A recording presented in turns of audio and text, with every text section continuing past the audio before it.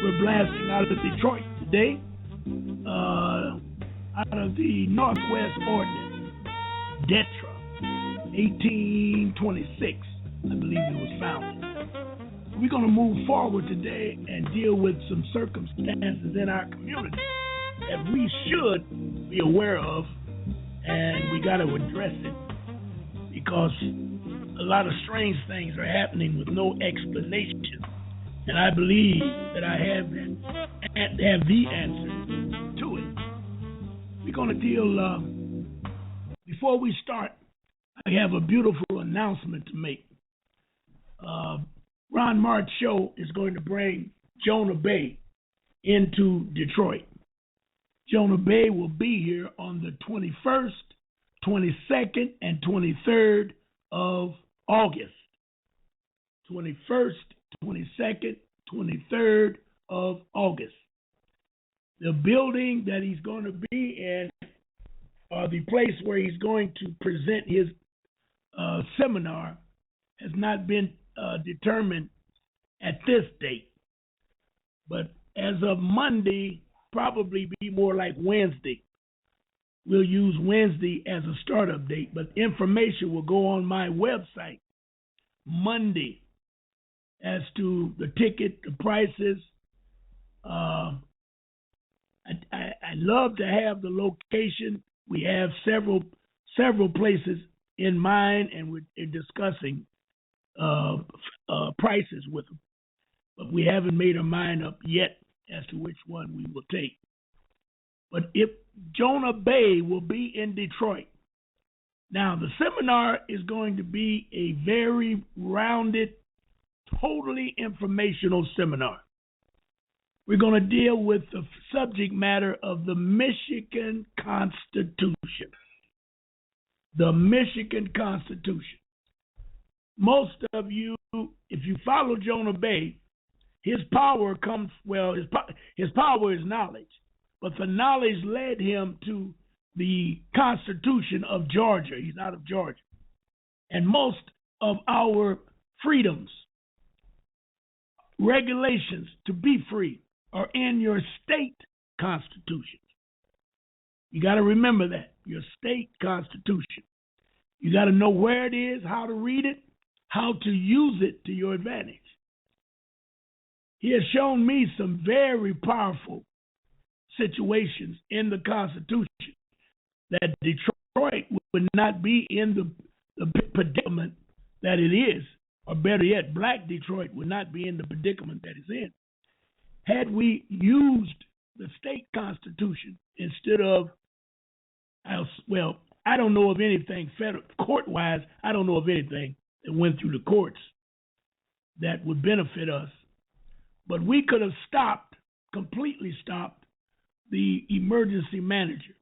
The rule of the state of Michigan, to give you an example, is let me just say it off the record.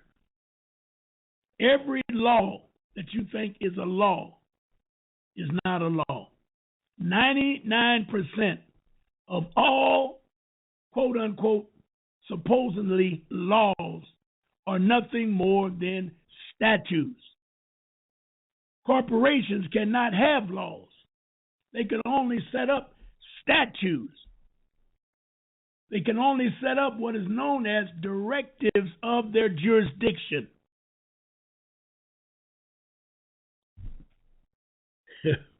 We, as blacks, are so tied into this ignorant education program that we don't trust the courts. And they love it because they are only dealing with statutes. They're only dealing with statutes. There's only two laws you can commit as a natural American or an indigenous American, and that is murder and destruction of property. Everything else are on the level of a statute. Since you don't know it, they'll quickly call a statute a law. They even have the audacity to call real laws other than the two. There are some laws other than the two. They call them statute of what do they call them things? Statutes of law. That's what they call them. Statutes of law. And they can be challenged also. They'll tell you, oh, don't worry about it. There's almost 2,000 statutes of law. But one thing for sure, they, the corporation, will not tamper with any statute at law. Statute of law. They will not tamper with it. And they'll tell their attorneys, don't bring those statutes of law into my court. This is why you can't get a fair shake when you go to court, because the attorneys belong to the judges, or better yet, the attorneys belong to the prosecutors belong to the judges, the judges belong to the Queen of England.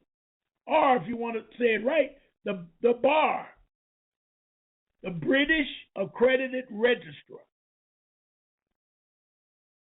British Accredited Registrar. How can you get a fair shake in a court? Any court. Courts are nothing more than banks.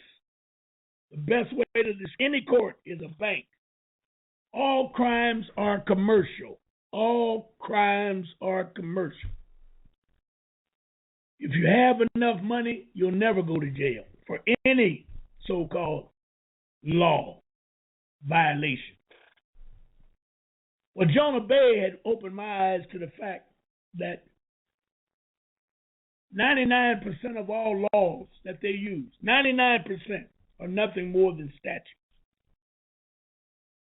And the federal government, through a statute at large, or statute of law, at large, I think it's at large,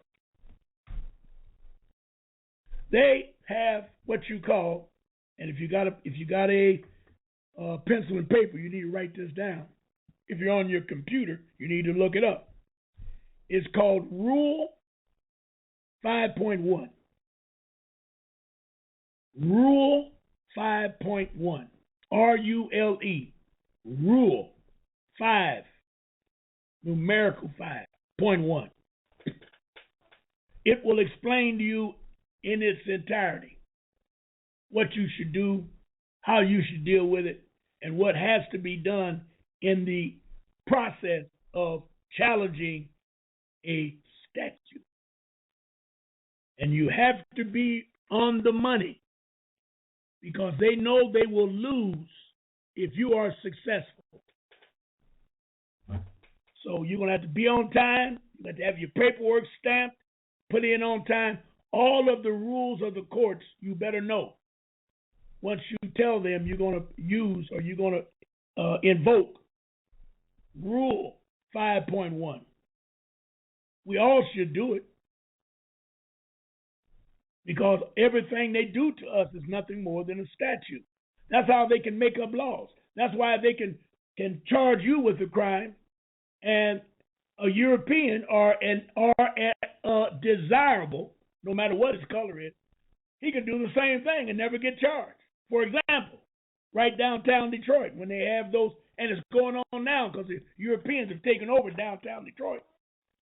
You go down there on any hot summer day, you're going to see Europeans with open bottles drinking liquor. You're going to see them urinating on trees behind the bushes, stuff like that. You're going to see them half-dressed, pants down to their ass. All the things that you will go to jail for on the corner of 7 Mile and Rutherford, or on the corner of Charlotte Bar and one of them streets over there. And then you want to scream, why is it that I go to jail and they don't go to jail? And the judge, knowing what's going on, he will simply say, well, you got caught.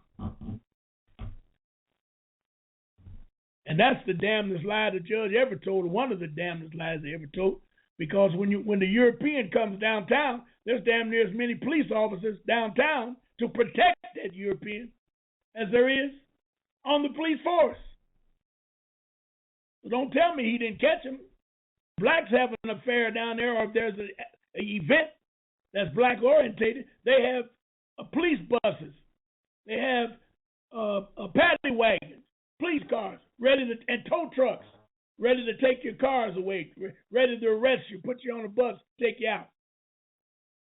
Being too loud, running through the all kind of misdemeanors, miscellaneous charges.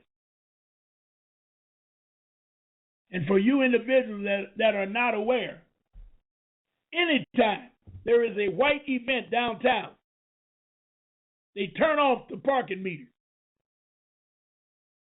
I'll say it again. Anytime there is a European event downtown Detroit, these niggas on the city council will vote or agree to turn off the meters. The parking meters I'm talking about. I've been telling people that ever since 2009, 2008. Or Ron, you out to lunch. I said, well, go down there. Tell me I'm out to lunch. I was down there yesterday. They had that Lutheran Children's Affair down at the Hart Plaza.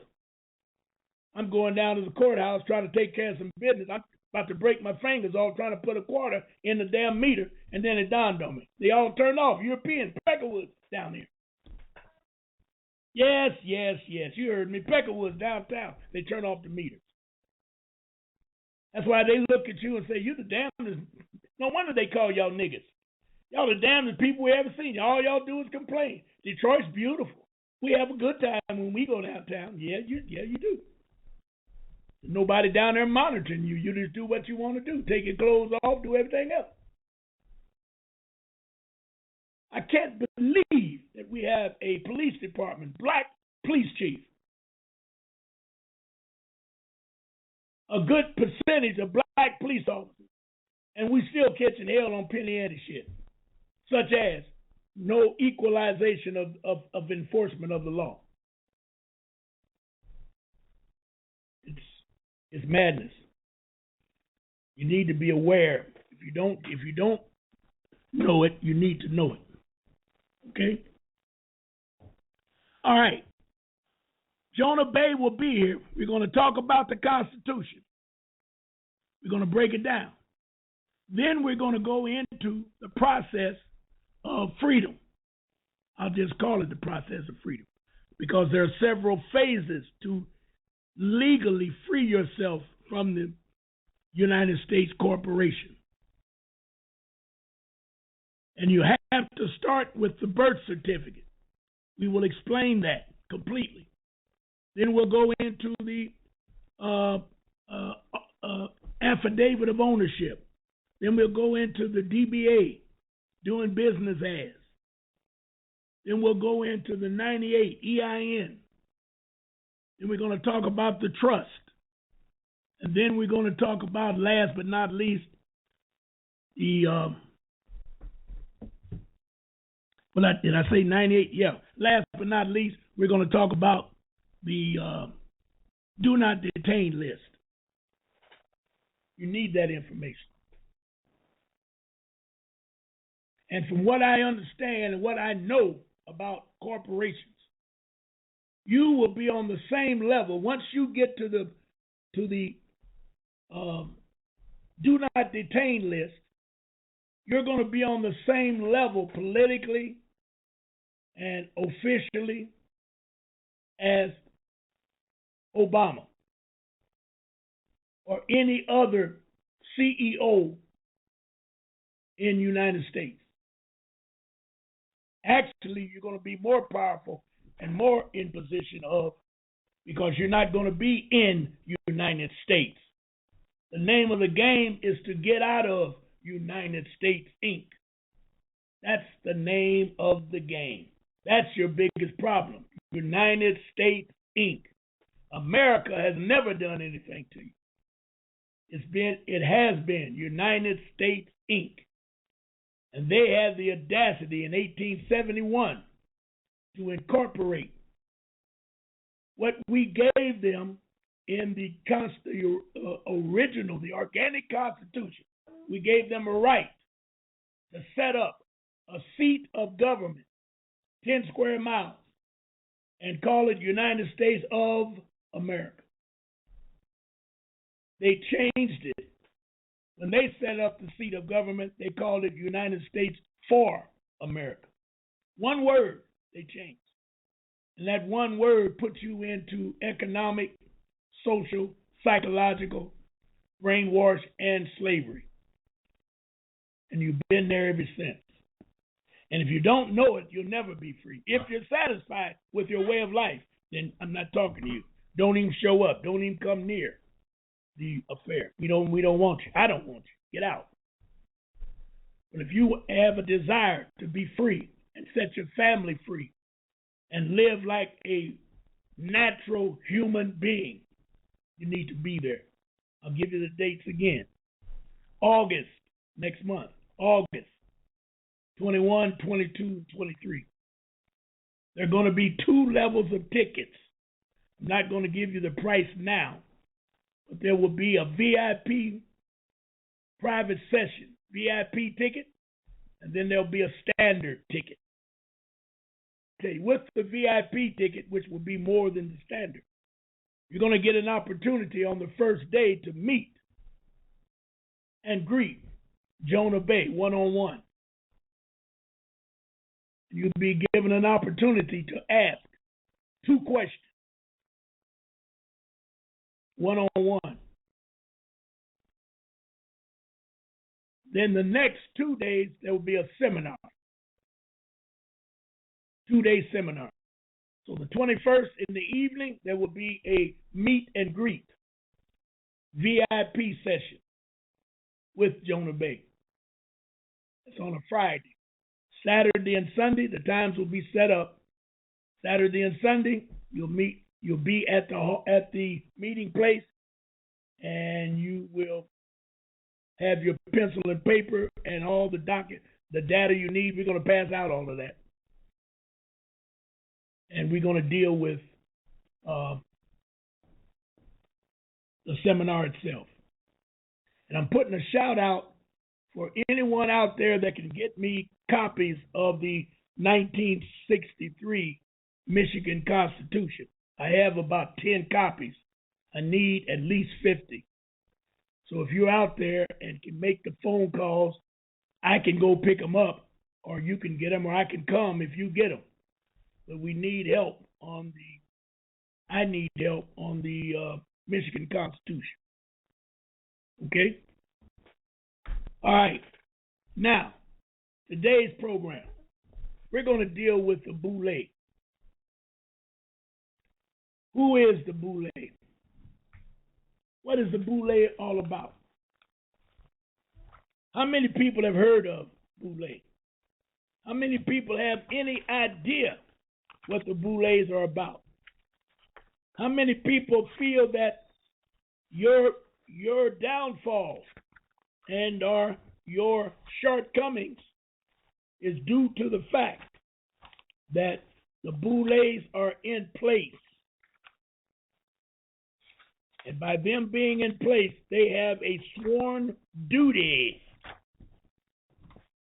to really take care of you in any way that they see fit. The original BOULE was set up by a brother named Brother Hinton. Henry Minton, not Hinton, Minton, M-E-N-T. Malcolm X used to call the BOULEs the Big Six. If you heard the message to the grassroots, Malcolm talked about the Big Six selling all the black people down the drain during the so-called Civil Rights March, that March on Washington by Martin Luther King. A lot of you young folks out there need to go and buy or go online and pull it up. It's called Message to the Grassroots by Malcolm X, 1963. The speech was made right here in Detroit at the big church on 14th off of the boulevard. Can't think of the name of it. Right off the boulevard. And He spoke on the snow job that Martin Luther King and the Big Six put on Black America, selling us out. The corporations called them in and told them what they had to do. They all stood up. They called them in. Malcolm told it clearly. They called them into the Carlisle Hotel up in New York. Black folks wasn't even allowed to go in there. They let the Big Six come in there in 1960 to a meeting. In that meeting, Kennedy showed up, both of them, John and Robert. And they told the black folks, those black Big Six, that they were not going to tolerate them Negroes coming to Washington and demonstrating. 63. I believe it was in 63. Anyway, it was back in the early 60s. Could have been 65. Couldn't have been 65. Had to be 63. Right before the March on Washington. Kennedy was the one that called a meeting and told them to get to the Carlisle Hotel. And for all of your information, just to bring you up to date, Detroit, what started the downfall, the most recent downfall of Detroit before the Kilpatrick, was a company out of New York called the Carlisle Group. Heavyweights belonged to that group. Bush family, all of the elected officials that were out of office through Reagan and Bush. They formed this organization called the Carlisle Group. Well, anyway, in 63, they called them into this hotel and had a meeting and told them that they're going to go down there and stop them Negroes from doing what they're doing. Well, the Big Six told them, said, boss, we can't do that. They don't listen. They won't listen to us. And he said, okay, what we'll do, you're going to go down there and co-op. That's a word that you need to look up. Co-op. C-O-O-P. You're going to co-op them niggas. And let them come. Let them march. Let them sing. Clean up and get out of town by sundown on Sunday. Come in on Saturday, march, sing, pray, midnight vigils, pray to Jesus, do all that bullshit, everything. Sunday, have them all come back, clean up the city, because we ain't got no money to clean it up. And get out of town by sundown so we can start working on Monday. And that's what them Negroes did, Big Six. But what they did, they used $350,000. The Big Six plus Martin Luther King was 7 Uncle Tom Boulets, niggas. Big Six. Malcolm called them Big Six. Gave them all $50,000 and told them, you're going to buy your way into leadership.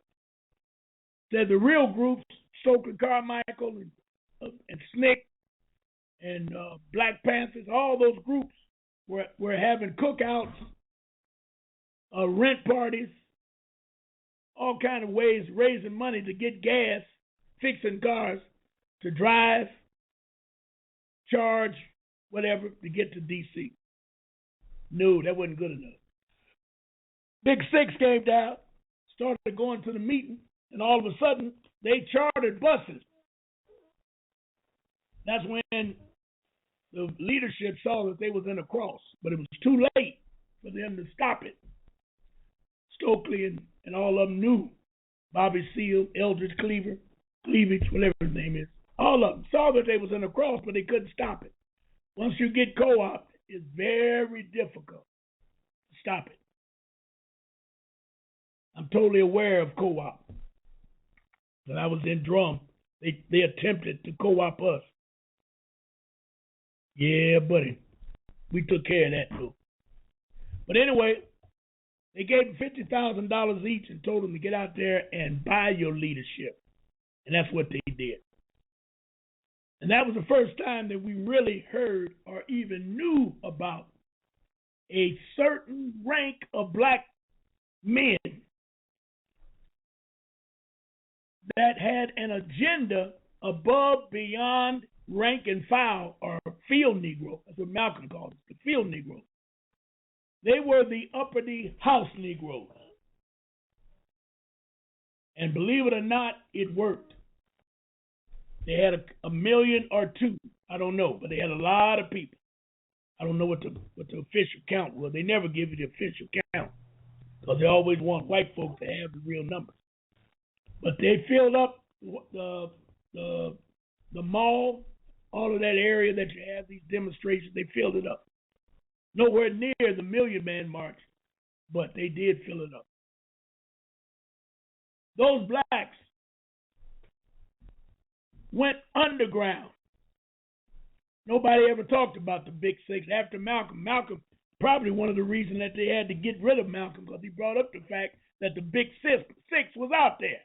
The rank and file never occurred to the rank and file that there was a large group of uppity niggas, house niggas, that was in the grace of the corporations, and they were doing their dirt by keeping the black folks in line. And Malcolm's message to the grassroots explained it. You got to get it. You can listen to it on the internet. It's called The Message from the Grassroots. Showed exactly how they operate. Most people didn't believe it. Most people didn't even understand or couldn't understand that a black would be that powerful that they could make decisions that would affect all black people in America. But once you get in the grace of the European corporations and the Queen of England, we're getting big. They have to have a cadre of Uncle Tom niggas to keep us in line. And then they spread the word through the schools. If you keep your nose clean, get a good education, you can grow up and be one of the Big Six. And most of us fell for that for a long time. Fell for it for a long time. So what I'm saying to you is the BOULEs. The BOULEs are formed from the fraternal orders of your colleges. And don't get me to telling you the names of them because I have no idea. Don't want to know. But I do know that the BOULEs came out of the Phi Sigma, Phi Psi. Sigma Pi Psi. There you go. Sigma Pi Psi. All of this is Greek. These Negroes are trained and taught that everything that has happened in America with the black connotations, or black awareness, all came from Greece. The Greeks did it. We learned it from the Greeks. No credit to us. We had to come through the Greeks in order to be who we are. And they're taught that. And they are rewarded by teaching that. And the rewards are greater than you can even imagine. To give you an example, we got a lot of news outlets, social media today. MSNBC, CNN, your PBS. There's several more. I can't even call them all. But dig this. Where did them niggas come from? With no mustaches and bald heads. Tell me that. Where they come from? You've been looking at news all your life. You have never seen as many blackies as you see today. Then look at your commercials. Are you telling me all of a sudden in the last 3 to 5 years, black folks become professional actors, that they can be in the news or in the advertisement industry? Are you telling me that? Are you that big of a fool? They've been there all the time, but they never was given an opportunity of any magnitude for you to see it. Look at the women. Look how they all look. So-called black women. Look how they look. Brown, natural curls, natural hair. All of it's a game.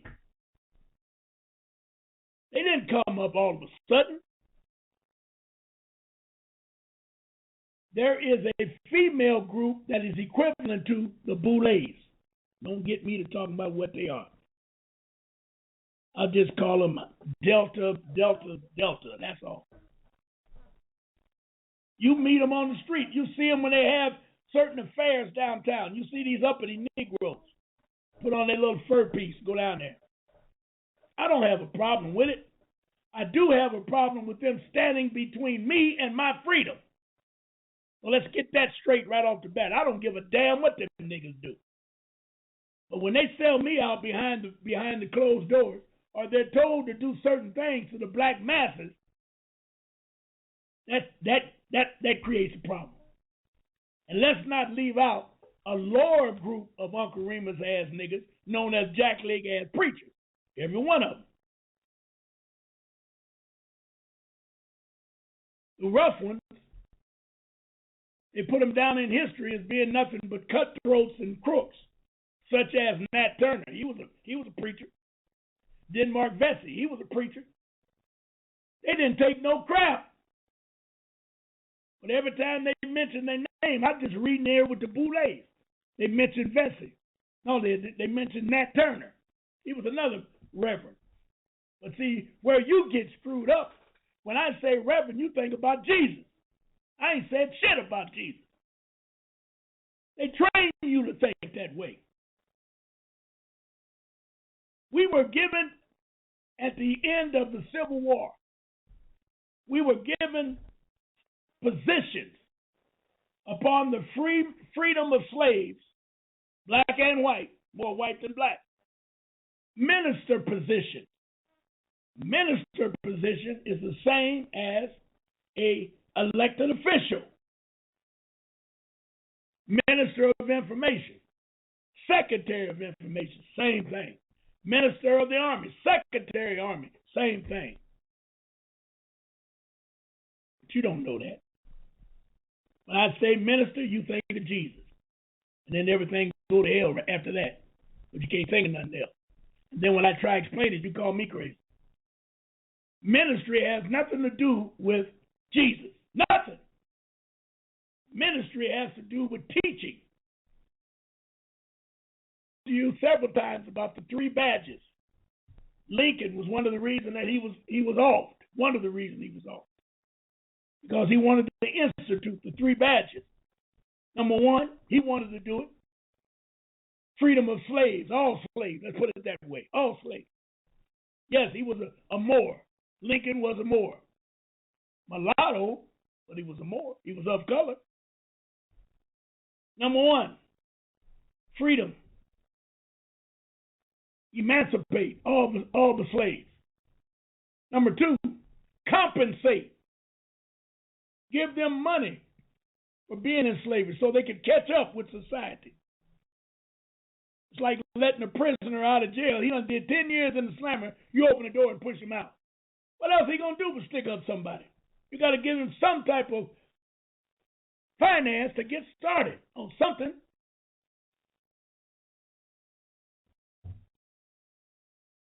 No, they'll throw their ass out, especially blacks. Don't give them any type of hookup. No pass. If they did have a hookup, a lot of them don't go. But why not make that a part of getting put out of jail? If you miss any one of these meetings, your ass is coming back in there. So now you can blame it on the black. Oh, he was dumb. He could have did this. He could have done that. Yeah. How do you know they didn't give him that option? There's so much trickology going on in this system, in this country, that you shouldn't be surprised at anything you see, up to and including these mass murders that's going on. The other day, the 5. The other couple of days, the 9. Then you got the police killing people. It's all by design, fool. It's by design. And the BOULE plays the most important role in it. The BOULEs. Yes. The BOULEs. Them Uncle Tom house niggas. With all that sophisticated education, those so-called sophisticated ideas, above and beyond the rank and file, and they tell the European what's good for the rank and file. And as long as they stay in their position, they'll say anything to keep them Negroes right where they are. Don't you ever think different. All the money that these blackies make, why have they not come up with a program where they can either or educate blacks, rank and file, or at least give them a job? Why is that? Can you give me any reason for that? And let's start with Jay-Z and Beyonce. Let's start with Magic Johnson and that other punk, that other one, Michael Jordan. These people got so much money they don't know what to do with it. Then we ain't even throwing in the athletes. They so dumb they blowing up their hands and cutting their fingers off, lighting firecrackers. Who ever heard of such shit? You're $1 million baby. You out there in the street lighting firecrackers. Everybody knows firecrackers are dangerous. What is wrong with us?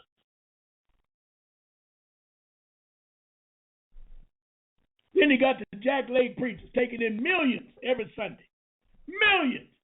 Talking out the side of their neck, telling everybody else, you're going to get yours in the by and by, and he's driving a Lincoln Cadillac or one of them big old rides, living in a luxury home, ain't never had his lights and gas turned off, and over half of your parish is poor as nails, on their knees praying to Jesus. God Almighty. What the hell's wrong with you?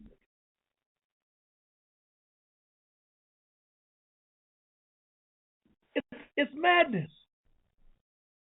Everywhere you turn, it's madness. And you got this core of Negroes. They breed these Negroes. They go get these. They got a program called Inroads. I've seen it. I've been confronted by it, not lately. What year was that? I got all that information. Wow. I can't even think back that far. It had to be in the 80s. Yep. And all I did was read the pamphlets and threw them away. Magazines. They had some real nice magazines. Inroads. And all they were talking about is what you want to be. And this is how they get you. This is how they get these police officers. This is how we get these tooth-and-nickel politicians, these nigger politicians. I want to do something for my people. That's a good start. And here comes these BOULEs and this Inroads program to help you, but make sure you don't do what you think you want to do.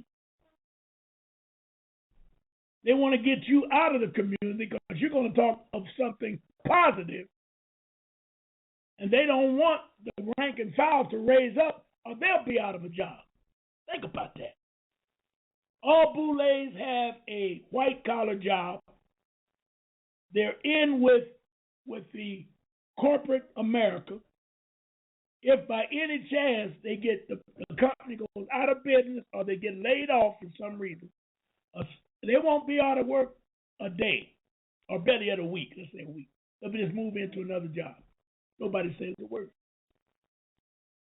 Those are the chosen niggas, and they know them when they come.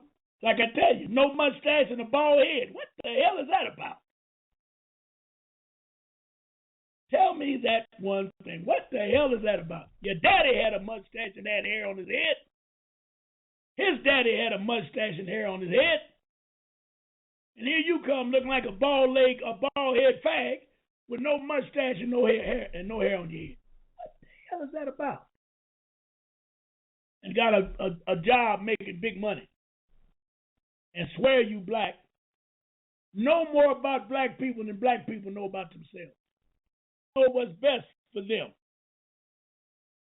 And this Inroads go down into schools as low as high schools and groom those A what they call them, a GP, grade average, GRP, average grade average, whatever it is.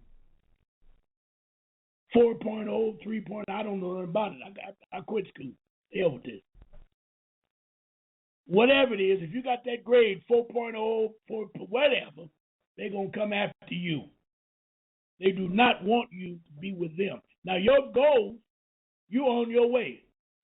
That's how they get you. That's a form of co-op.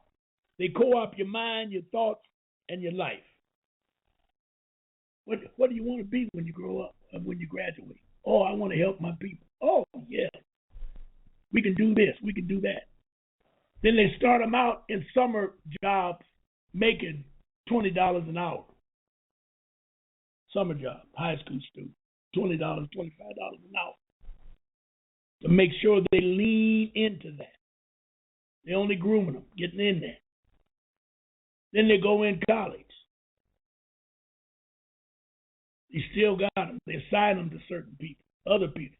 There's a program with this inroads. It takes up to 18 to 24 months to complete the initiation.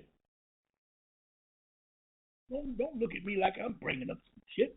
I get tired of black folks looking at me talking about where you get that from. You get it for yourself. Look it up. I done told you about it. Now, call me a lie. I'm sitting with some brothers the other day, and it came up about automobiles driving with no automobiles traveling with no driver. I said they've been doing that all the time.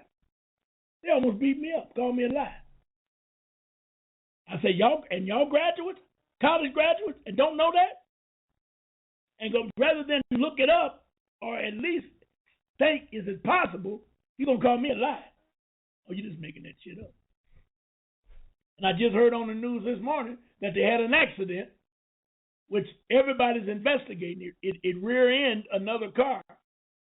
But they said from the news report, that it was a human error. I don't know how they programmed the thing, but it was a human error. There's been 74 accidents since 2009. And they investigate every one of them and fine-tune it so it don't happen again. You know, once you get brainwashed into this madness, those individuals who brainwash you with this psychoanalysis, mechanicalism type shit, I'm telling you, you're screwed and tattooed. You can't think. You're in a box. You're in a closed session. Anything outside of your realm, you have to call it a lie. Because the Peckerwood didn't teach it to you. That's sad. That's real sad. That's almost madness, if you really want to go. But once they lure you in and get your mind looking at a good future, and it's easy to do that because you go to school for a reason. You think you're going to get a reason or get prepared to help your people. Politician, I want to run so I can help Detroit. You ever ran before? No. You ever organized before? No. Do you have any idea who the first black president was of the United States? Obama. No, not Obama.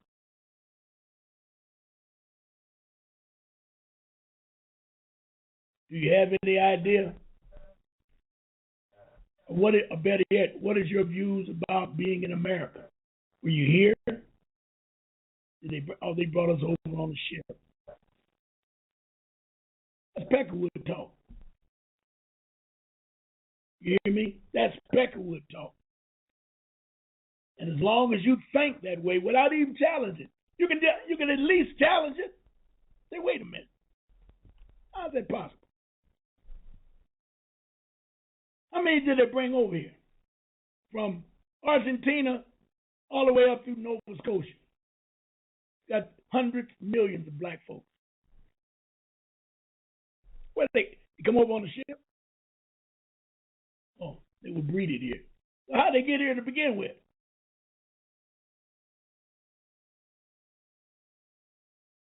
I've got to look at this. Just ask a question. Then go do some research. And why is it that the European can make a replica all of the so-called discoveries and inventions he's ever made? Now, we know he didn't do it, but he wants to make sure you think he did it.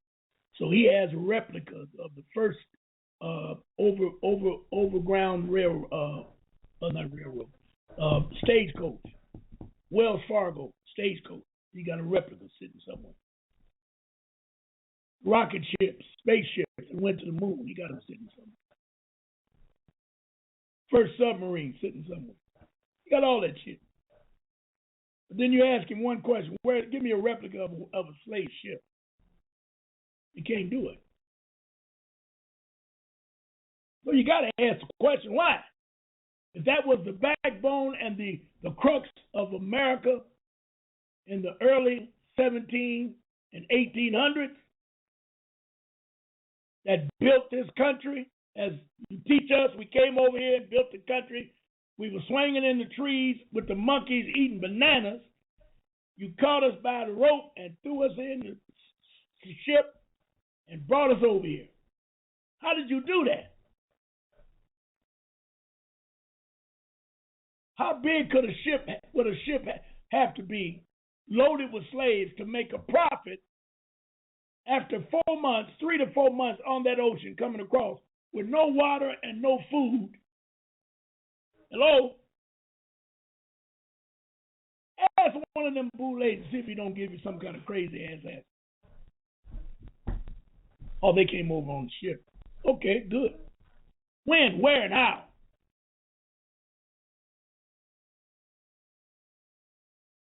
And if that be the case, why did they pass laws in 18? I know they passed one in 1865 that there would be no more slaves. No, it was earlier than that. Shit, 1700. It was in 1700. There'll be no more slaves. 1705, I think. No more slaves coming into America. 1705.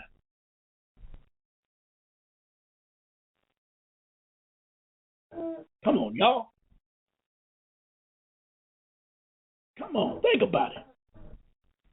Don't be afraid. You grown. You can ask the question. How's that possible? Ask your neighbor. Ask your friend. Ask your mama. Ask your papa.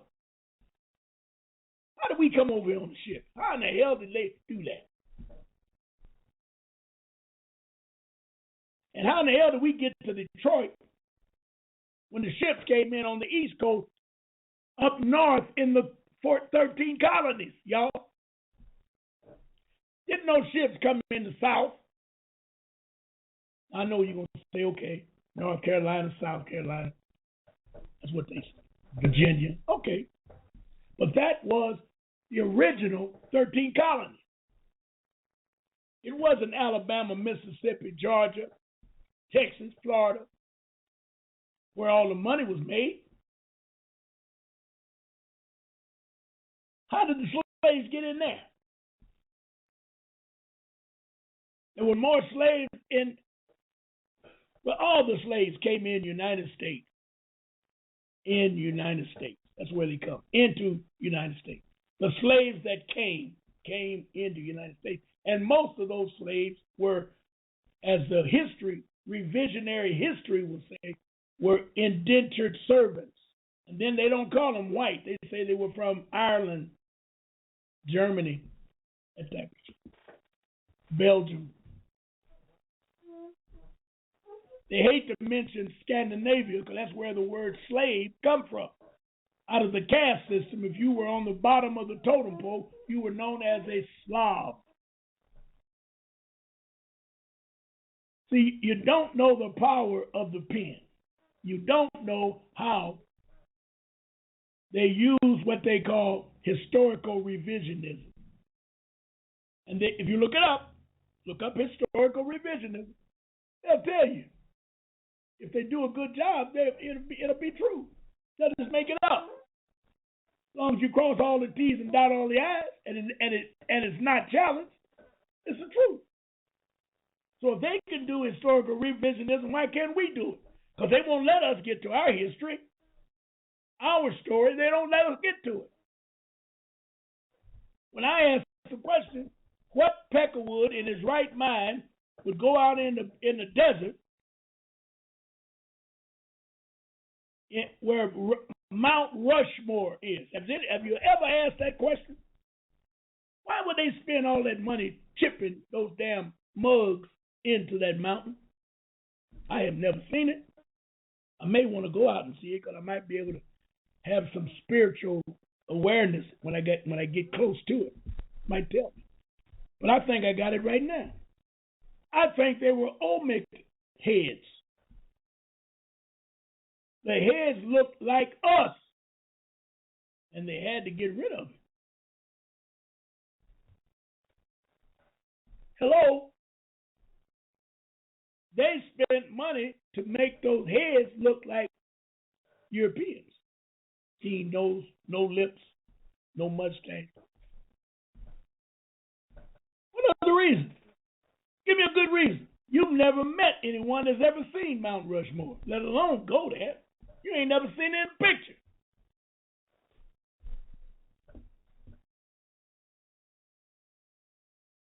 Woo! I'm telling you, these BOULEs are the most dangerous, your biggest enemy. Black folks, people of color, are BOULEs. Because the BOULEs are not black per se. They are males of color. Native American, quote unquote, Spanish, African American. And they put them, they screen them so well that they know they got a good nigga. And if you ever step out of line, you will fall so fast that you'll end up down here on 7 Mile and Evergreen. Put fear into everyone. Think about that. You're going to lose your job because the name of the game in America is never. J. Edgar Hoover went to his grave and left notes. Don't let them create a Messiah from within. If they ever do, Europeans got to go home. J. Edgar Hoover said that. That's fag. Hoover. Yes. Unbelievable. Unbelievable. So what do? They said, we will, if they want a leader, we'll give them one. And that's what they do. Every leader you can think of, they gave them to you, up to and including them jackleg ass preachers. Because they got them so locked in, they don't know what the hell they doing. You got BOULEs in there, them big old churches, them BOULEs own them churches. They'll never admit it. They don't invent or they don't create.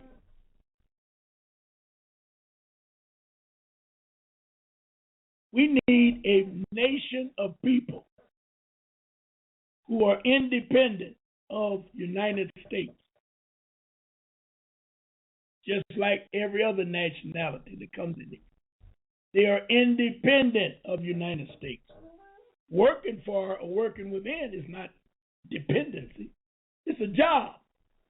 And your main focus is try and create for yourself. Look what the Arabs are doing in Detroit. Look what the Somalians are doing in Minnesota.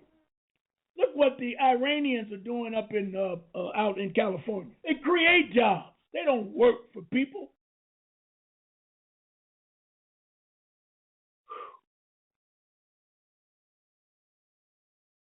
We have an identity problem.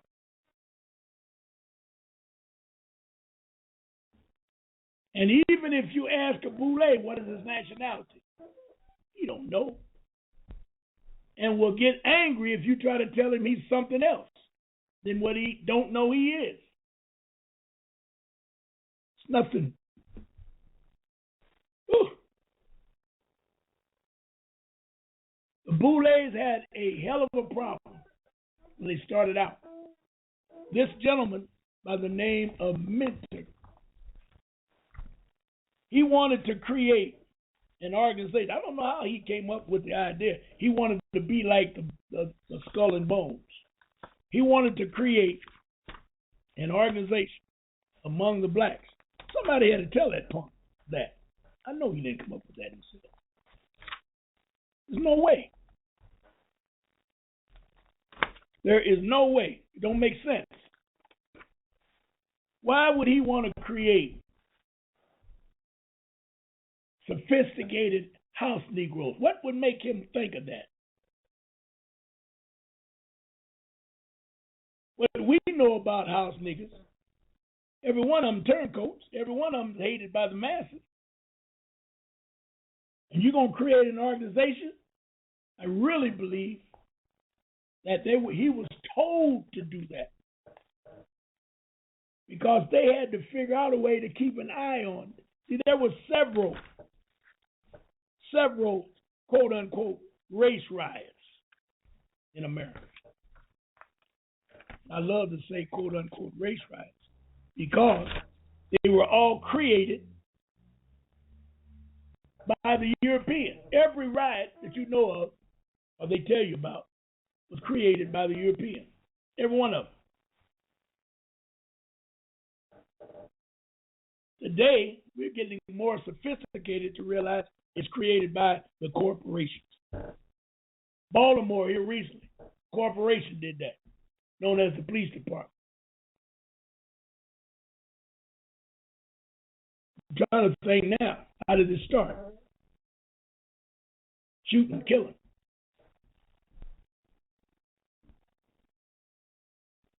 But anyway, we're at the top of the hour. And we're going to take a break. And we're going to open the lines. I see we got a couple of callers. Let's take a break first. Turn on my box. All right, Detroit and America, I'm back.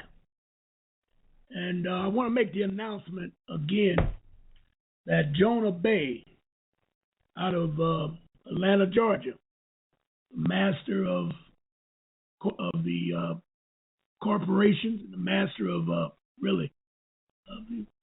birth certificates, redemption program, the process of redemption. He'll be in town next month. We're preparing for him as we speak. He will be in Detroit area August the 21st, 22nd, and 23rd. We're doing a two-tier ticket sale. A reasonable price, but I don't want to announce it today. It will be on my site no later than Wednesday. It should be there earlier, but it won't be no later than Wednesday. I'll be on Tuesday, and hopefully I'll have all the information of where it will be. And I don't want to announce the price because we got to figure out where it's going to be. And that's going to determine what price we're going to use or have. But he'll be in town. It's going to be a two-tier ticket. The VIP ticket will give you a private session, a VIP session with Jonah Bay. Meet and greet Jonah Bay.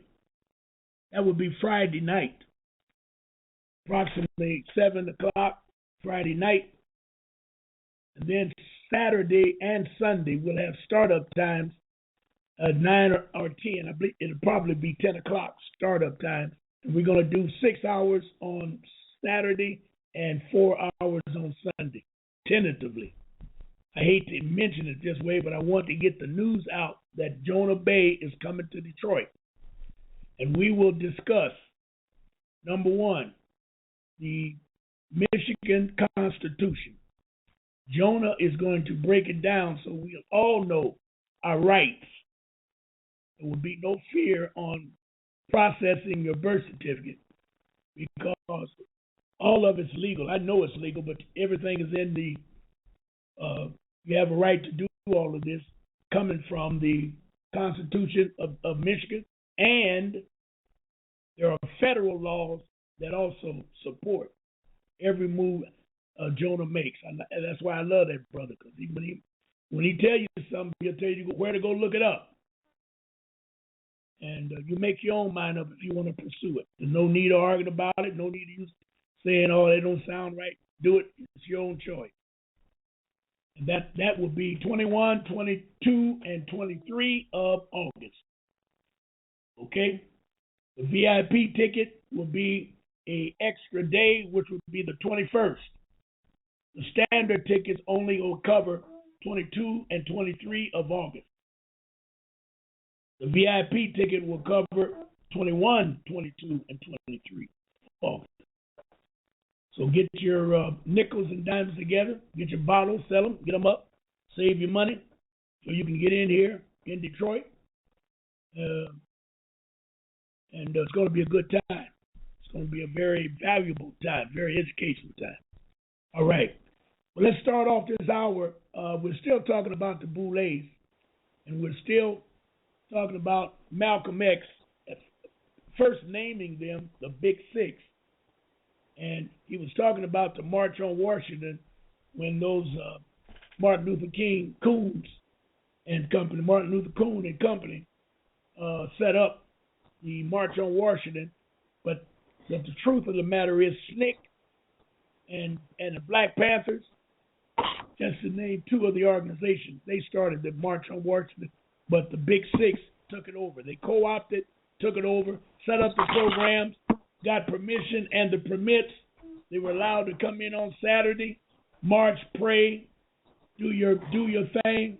Sunday, get up, clean up the city, and get out of town by Sunday. Yes, caller, area code 314-0440. Do you have a comment? Hey, peace and love. It's how you doing, Mr. Ron March? Yes, sir. I'm doing good, buddy. How are you? Hey, man, I'm glad you're bringing it, man, because I'm gonna praise you for it a moment, man, because you have the courage, man, to bring it to the forefront for those people who assimilate willingly and knowingly on a lot of these things, and to hurt their own people and for their certain riches. And a lot of us that teach this stuff, man, that's conscious or no, we kind of be passive on people like that and not holding them accountable based on the positions that they say what they supposed to be doing.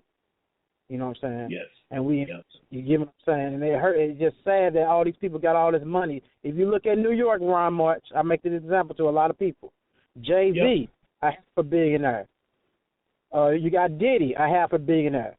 So-called 50 Cent supposed to have been a half of, $300 million. And then you got all the rest moguls. And them guys come from the same neighborhood, but it will still look like trash. I'm tired of playing with these. Yes. That hurts. But there's a reason for that. I guess you know that. They are I know exactly. Yep, they're under restrictions, and they're fearful because they'll lose their status. They will always be threatened by blackmail by taking the status away from them. And most of those people you named, they came out of colleges that had those secret sorority fraternal orders, and they all kind of joined those fraternal orders and moved up, and now they are billionaires and millionaires, and they have no intent of doing what's right. So more power to them. But my position is stay out of our way. If you're going to stay up there and do that dirt, that's all right. I ain't mad at you. But get out of the way so we can do our thing. We're not asking to be millionaires. We're asking to live a life of self-determination. Whatever we want to be, we want to be sure we have an opportunity to be that. Would you agree with me? Yeah, man. I'm gonna say this, man. This is very serious. You're very important. All the brothers and sisters that's on this, we the Renaissance, man. You think about that, man. The forces that we dealing with. I mean, this is very serious, man. You know what I mean? Like you said, you talk to those college kids, when you can verify, qualify, and validate the information at this point in time, these people still turn their head. Man, we dealing with some serious shit here, man. And we got to understand what we got to really puts our minds together and spirit together be the stewards of this at this point. Not nobody master, no, but we kind of the stewards because they acting like complete children, man. Yes. You're right on the money, brother. All right. That's all I say. All right. You ought to try to get in the city next month.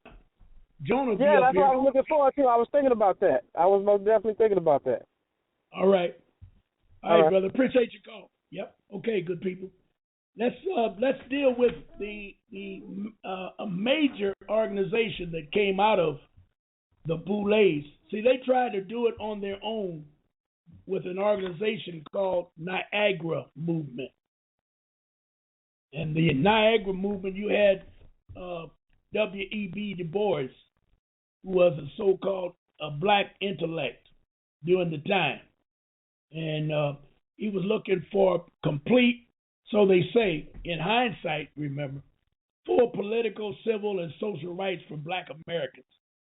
This stance stood in notable contrast to the accommodation philosophy proposed by Booker T in the Atlanta Compromise in 1895. The turn of the century was a big time for black America. They were fighting for justice and equality, education, and there was a conflict among the blacks. W.E.B.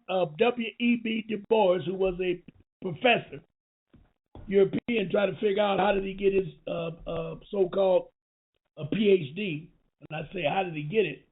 You know, today you have to be selected to get a PhD. You won't get it by being a good student. You got to be selected. Don't argue with me on that. I know that to be a fact. You got to be what is the word they use? Initiated into the realm of PhD, doctor. But anyway, Booker T. Washington and W.E.B. Du Bois were on different sides, and there was a small conflict. But see, like I say, in hindsight, in 1905 all the way to 1910, see, nobody talked about Marcus Garvey, Noble Jew Ali during that time. You did? Master Farad Muhammad, who came in as a so-called, well, they call him, the Nation of Islam call him God in the form of man. But all of this type of stuff started back in the 1875. Coming forward. The European was in trouble. He could not defeat the black man. Out of all of his Jim Crow, all of his black Christian codes, all of the processes, Ku Klux Klan, he was murdering and lynching black people at will. But he still couldn't do enough to stop them because they knew what they knew, and they knew that they had ownership. I like to read that old history because they talk about America. They don't talk about the United States. The United States was full of shit ever since it started. It didn't really get a toehold until 1933, when the United States really got a toehold. Prior to that, it was always America. However, when these two cats started arguing, the so-called Niagara movement failed because of the disagreements. But the Niagara movement was a forerunner of the National Association for the Advancement of Colored People, NAACP. Unbelievable. In the summer of 1905, 29 prominent blacks, including Du Bois, met secretly at Niagara Falls, Ontario, and drew up a manifesto calling for full civil liberties,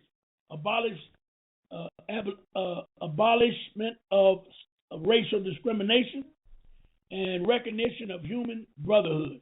Subsequent annual meetings were held in such symbolic locations as Harper's Ferry and the Boston Faneuil Hall.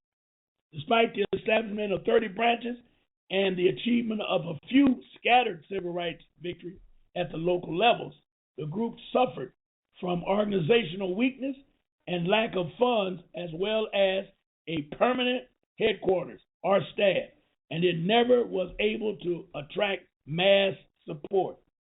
After the Springfield race riot, however, this is when they got away with calling them race riots. White liberals joined with the nucleus of Niagara militants and formed the NAACP. White liberals formed the NAACP the following year. The Niagara movement disbanded in 1910 with the leadership of Du Bois forming the main continuity between the two organizations. NAACP, founded by the white organization, they brought a white woman in. Her name, I should have highlighted it, but her name was used to bring the blacks back to the table to negotiate between the Niagara movement and the NAACP. And when the smoke cleared from the two debates or two discussions on the organization, NAACP won out. And the Spingard brothers, two white boys, Julius and Ernest Spingard, I believe their names were, came out of that.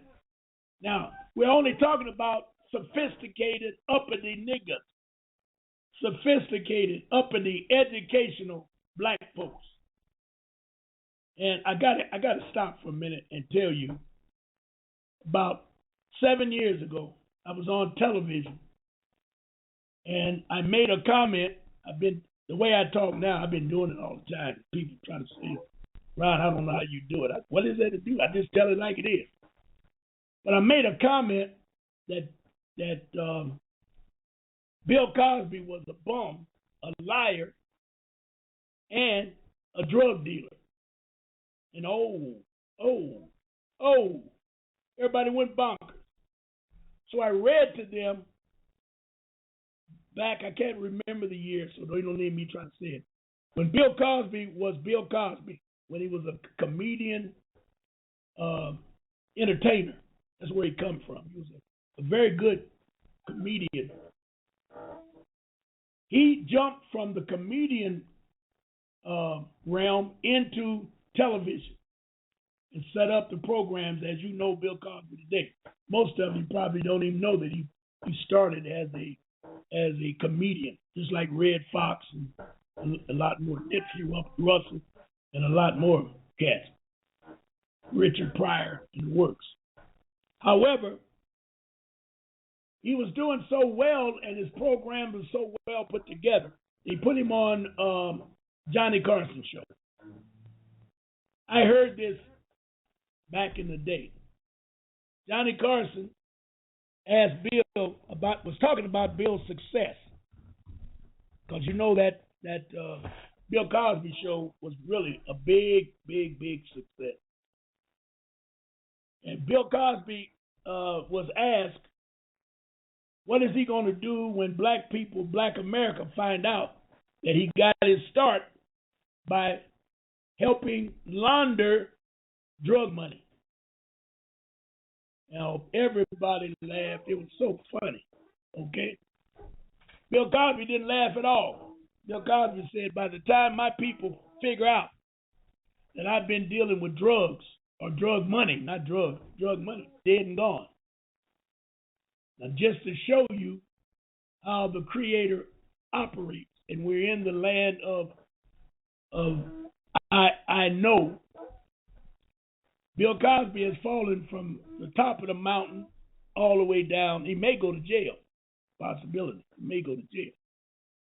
But no one has brought up the drug scene yet. But it wasn't that he was on drugs. That's not what I'm saying. E.F. Hutton, the son of the owner of E.F. Hutton, was a drug dealer. And he was turning and flipping so much money that when the FBI and Interpol, whatever, busted his butt, charged him with drugs, the whole shebang, E.F. Hutton's business began to drop and fold. Somebody said they needed an honest face to promote the goodness and the righteousness of E.F. Hutton. And those commercials back in the day of when Hutton speaks, everybody listens. Bill Cosby I believe he did 2, maybe 3 commercials, and Hutton paid him $5 million. And I'm talking about that was in the 70s. And that made him one of the richest black men in the United States at that time. And when I brought it up on the air, I didn't bring it up for an argument. I thought people knew it. Man, ladies called up and just called me everything under the I mean, they called me everything. I said, well, ma'am, I ain't gonna argue with you about it. I'm just telling you what's a fact. If it ain't a fact, go online, look it up yourself. Johnny Carson and Bill Cosby. Drugs, drug money, E.F. Hutton. Do it for yourself. And I even went back and did it. I don't know if it's still out there today. You may not be able to get it, but I'm telling you, it was out there. It was on the internet. I heard the show when it happened. I recall him saying that. He was sitting there, everybody was laughing because he's a really funny guy. Or he was a funny guy. He's not too funny now. Okay. He is a boule. They only will promote those that they can trust. That's what the boule is all about. And the higher you go, the more they have to trust you. And what they do, like I said, they give you this inroads, and these initiation programs are as long as 18 to 24 months. And you have to pass every step of the way with these initiation, these different balls, these different,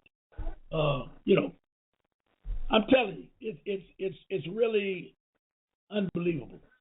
But if you ever get in the workforce, you start making money, and your lifestyle starts moving up, you want to protect that lifestyle at all costs. So they know how to get you. I really feel sorry for them because a lot of them are in it and cannot get out. They got wives, they got super homes, they got children in college, they got super expenses. And every time they step close to the borderline, they're reminded that we'll throw you back to the wolves if you don't straighten up and fly right. And that's the best I can say about it. And there's a lot of brothers out there, and a lot of them are out there on a promise that they're going to get to the promised land. Because 18 to 24 months is a long time to kiss somebody's ass. To suck up. And each time you move, you got to do some sucking up. And once they feel comfortable, they begin to put you into different positions. And it's no secret that they all are coming out now because the European's up against the wall. His whole system has collapsed. He's trying to hang on for dear life, trying to do what he can to just extend his lifeline. You don't hear much from the NAACP, and within your lifetime, they've changed this, either the president or the general secretary. When Martin Luther King was alive, there had not been a black president of the NAACP. Benjamin Hooks, Roy Wilkinson, all of them were, I think Hooks was the first president, but all the rest, all the way back to 1907, 1908, were all general secretary of NAACP. And you never would know that the Jews founded it, and every victory, it went to the Jewish community first. Because you may not remember, but Europeans hated the Jews as much or more than they hated black folks. They used to have signs on the lawns, keep off, niggers, Jews, and dogs. When you live long as I've lived, you see a lot, and you remember some things. And that's the problem with our youth. And with what's going on around today, you know, they talk about those chemtrails, you talk about mind control, a lot of this stuff. I believe they talk about mercury and what's that other thing? They spray it up when they make those clouds, those chemtrails. When those ingredients float down and you breathe them, it puts you in a weird state. And I truly believe that one of the states they put you in, you forget. You really forget. And that hurts. You really forget a lot. So our history, they want us to forget, because it used to be a time when the elders passed around 60. You know, the lifeline of a black male was 60, and they 62, 5, 8, 70, 2, 5, 8, 80, all that kind of stuff. But the longer they live, the more they know. And the more they know, the more detrimental they are to the system. Because now you can see all the programs being played over and over and over again. If we would just read and study our condition, we could stop it in one generation. Elijah Muhammad said it best. We have to separate. The only way we're going to be able to. We got a caller. 737-1137. Do you have a comment or question? Good afternoon. Can you hear me? Yes, sir. I hear you. Hello? Very clear. Yes, sir. I'm listening. I was going to tell that brother that what he said was so true. All you got to do is look at Jim Brown. Jim Brown was making all that money playing football, and as soon as he became a quote-unquote an activist, they kicked him right out of football. He was making movies, kissing Jane Fonda and all that stuff. And then as soon as he became an activist, that was it for Jim Brown. No more money for Jim Brown. And no one would even think of a superstar like that could ever fall to a disgrace. That's right. That's right. He was the super Negro of the NFL. Yep. And all you got to do is look at how they treat him. Look at what happened to Anthony Peterson up here when he had that incident, that domestic violence incident, and he tried to talk a little bit and talk about he didn't want to play for them, and they told him, "Oh no, Negro, you my slave," and yes. And if you don't want to make this money, and he's a BOULE too, he's definitely part of the the BOULEs called him in and told him, look, here we go. And we ain't heard a word out of him since then, and all he wants to do is now. What about O.J. Simpson? You know, he was way up on the line. Yep, O.J. was their boy, and I watched him all through my youth. And they kicked him to the curb too. Now he's still doing time in Vegas. Yes. And again we really need to study. And then I think we, as the chemtrails, you talked about that.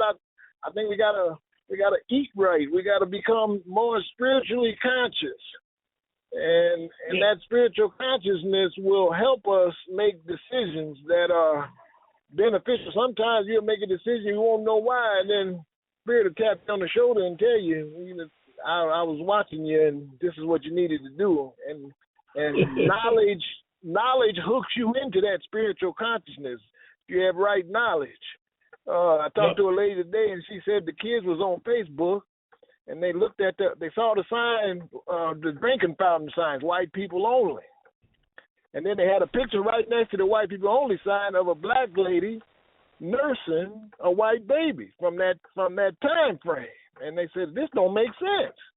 If we got that kind of germs, why would white people want their babies nursed by black wet nurses, as they was called back at that time? But the kids nowadays, they don't understand none of that. All of that stuff is lost history unless we incorporate that and teach them so that they understand, because they don't believe the things. Some of the things you say, they don't believe it. We don't believe it. Right. We've been lied to too good. We've been lied to too good. So all of what's happening is so powerful. Yes, we've been brainwashed, brother. And yep. I flipped you on. I heard that, brother. I'm thinking, and every day we turn on that TV, they brainwash us. Tell us what they want. The word treaty. The United States should never use the word treaty. Any deal the United States makes, the United States of America makes, is a bad deal for everybody. Good deal for the United States of America. Bad deal for everybody else. Everybody. They use the word treaty. They use peace and friendship. Okay. Yep. And so we got to start on an individual basis. That's my only point. We got to start on the individual. You got to start with you and branch out. You can't start on the outside and branch in. You got to start with you and branch out. You got to have your own. Got to get your own thing together, and then when people see that, they'll see the change in you and want to know what's happening. How did you do that? Yes. All right, my brother. Are you gonna try to get in Detroit for Jonah Bay in August? That's gonna be a busy time for me. I gotta see how that's gonna work. That's my busy time, but anything's possible. All right. All right, my brother. All right. Talk to you. Peace. Yes, caller 804-1249. You have a question or comment? I just have a comment, Brother March. I just want to stress real quick, right? Now that white America see their demise, right?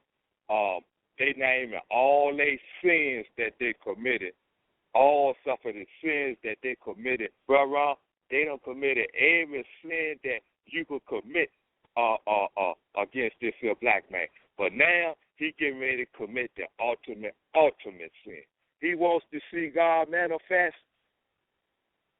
It's getting ready to happen, Brother March. Because see, now you know they building all these facilities, but they saying they for this and that and the other. But who knows? It might be all for you, black people. All right, brother. I heard it loud and clear. I appreciate your call. I don't trust. Oh no, you don't want to do that. No. All right, is that your comment? But they get ready to commit the ultimate sin against the black man, and that's killing us so many thousands per day. When they start doing that, God gonna manifest. Peace. Right. Peace, brother. All right. That brother's right on the money. All right, we got caller 757. Hi, Ron. 90. Yes, go ahead, sister. Hi, Ron. This is Ania. How are you? I'm good. How are you? I'm good. But I want to make a comment on the chemtrails. Actually, the chemtrails, basically, what I think is that they're there to basically stop the sun from what it's doing to white people, because the sun, I think, actually is about ready to actually take every last one of them that's still left on the face of the earth off by giving them melanoma like you would never believe. Because lately, Ron, every white person I see, and I'm telling you no lie, out of every five white person I see, they all have eczema. I've never seen a white person with eczema until now. There's so much eczema on these white people like you would never believe. And then what I actually went on the computer the other day and did like a study on melanoma, the cancer itself, and the rate of how melanoma actually is killing more people than lung cancer, diabetes, heart disease, all that together every single day. So that is the reason why I think they're spraying chemtrails, because they don't want the sun to really deplete them of their white race. Wow, because that's a good point. Because it is. I mean, I'm telling you, melanoma. Just go online on Google and put how many. What's the ratio of what melanoma is doing to people? I mean, you will not believe it. It's massively destroying every last one of them. Whoa. All right, sister. That's a very good point. Yeah. Oh, but they still could be putting mercury or other things. Oh in yeah, that. they're putting aluminum. They got in chemtrails. They got aluminum. They got barium, and they have strontium. Actually, it's another chemical. And what it does actually is it makes the sun not, or as the radiation tries to actually deflect it back up, so it doesn't really penetrate so much down on the earth. And I really do think it's actually safe. I think it really is to save white people. I really do. All right. That's a very good point. I appreciate your call. You're welcome. Right. Wow. Okay, caller. We got a caller at 321-9763.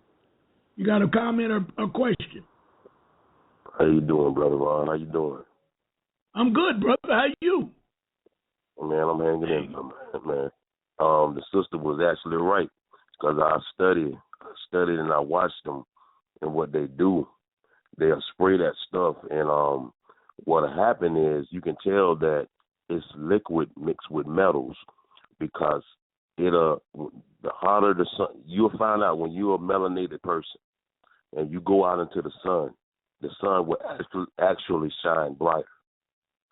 And what happens is the sun will pull that cloud in front of it. It ain't that it wants to, but it's chemically constructed for it to do that. And then what you'll find out once they do that, it'll rain for like maybe 2 or 3 days. Now it's done got serious now, more serious. They're doing it more. They're spraying it more. So the sister was dead on. And also what Europeans won't tell you is that with their status of white, they can get on the phone and call for those planes to come over the cities. They can do that. They can do all this stuff because of their status. And a lot of these Europeans are ex-generals, they're ex-military and high status, and they can call these kind of strikes in and stuff like that. And also I noticed a lot of these shark shows that's coming on. And I was wondering, why are they showing all these shark shows? So, to my knowledge, since I've been woken to the matrix of the corporate world, anytime you see something on that TV, you need to go look it up in your Black's Law Dictionary. So I looked up shark, and the only thing I saw was something called shark repellent. And it says something to the effect of a corporate takeover. So all this stuff about the stock market freezing up and all this stuff, it's because people are reversifying their bonds and getting into their right status. So that's all I want to say, Brother Ron. You keep up the good work, brother. I enjoy listening to you. And that was a powerful comment, brother. You were right on the money. I like that. I'm going to do some research into that. I appreciate your call. Wow. Yes, appreciate you, sir. All right. Thank you. Mm-hmm. My goodness. Boy, we got some heavyweights out there, y'all. And all you got to do is just Google and search for yourself. That's the kind of stuff I do. I don't say that you're talking out of the side of your neck or you don't know what you're talking about. I'm going to look that stuff up because it makes sense to me. You dig? All right. So, did I make a comment? Did I go back to 21, 22, and 23 on this half hour? We got Jonah Bay coming into Detroit. I want everybody to get the word out. We also are going to live stream it. Yep, like pay-per-view. And we'll have that on my site, ronmarch.com, and we'll give you the price and everything, and we'll go from there. That's good. Like you say, that's another source of income. Yep, we'll do a pay-per-view. And for the 2 days, we're not going to do the 3 days. We'll do the 2 days because the VIP, that's VIP. And if you can't make it, it ain't VIP for you. So we're going to deal with the 2 days, and we'll give a price. And you can streamline it, live stream it. You can live stream and see it right on my website. You can see it all. So let's stay in touch. I'll get the information out. We're going to pack my website. By Wednesday is the deadline. I told the webmaster, you either do it or I'm going to bring in some more folks. He said he's going to take care of it. Oh, Lord. You'll bring Wally in. All right. Okay, now, before I go, we're getting at the top. I wanted to read this small paragraph, and I let me get to it. They're talking about who the Boulets are.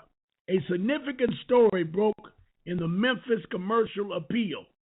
So if you look up Memphis Appeal, March 21, 1993. March 21, 1993. The name of the article is about Army Spy Network, dating back as far as 1977. On May 3rd, 1911, the Secretary of War, Newton D. Baker, he belonged to the CFR, ordered Lieutenant Ralph von Diemen to set up a black intelligence unit to monitor Negro unrest. It was interesting to observe how the black press, which is dominated by Boule members, handled the story and how the Memphis paper handled it. Jet magazine on 4/5/93, John Johnson, which is also a Boule, emerged editor George Curry, that's always on, I think it's Monday and Tuesday, he's on Al Sharpton's show today. He's a Boule. And Black Enterprise, Earl Graves, is also a Boule. The spy unit was dominated by Boule members, which could account for why the story looked so different in the black press. Emerge ran a good story on Clifton Walton, the former Secretary Deputy. I know he's the Secretary Deputy of State. He's also a Boule. I remember him, Clifton Walton. He was a light-skinned brother in I believe he was in Jimmy Carter's administration. The trustee of, he was a Secretary Deputy of State and trustee of the Rockefeller Foundation. Of course, George Curry didn't mention that in the story. Clifton Walton recently hosted a Boule convention at which the only white man in the room was David Rockefeller. Other references to the spy story is in Nation magazine, May 3rd, 93, U.S. News and World Report, 4/5/93. Yes, this is some heavy stuff. Army intelligence had to recruit Negroes who they felt could be trusted, and most were Boulets. Newton D. Baker, Special Assistant, Emmett Scott Boule, was key to the mission. His job was getting black men to forget about being lynched and go fight in the war for the lynchers. God, that's what we're doing today. Going to war for the corporation that's killing us every day. He was a good spy, a damn good spy. Instead of being kicked out for being a spy against his people, the Boule made him Grandsire Archon. Promoted that name. Wow. Oh, yes, he was told what to do. So this Boule thing is very dangerous, and we need to hear and see as many as we can do, because we need to know one when we see one. I've had a couple of Boulets on my show. I can't announce that they're going to be here before I get them here, but I've had a couple on there. So let's get heavy and educate ourselves. And the day's Saturday. I'll be back Tuesday at 7:00, and we're gonna have another program for you, another show. But right now we're gonna blast off, and I'll see you on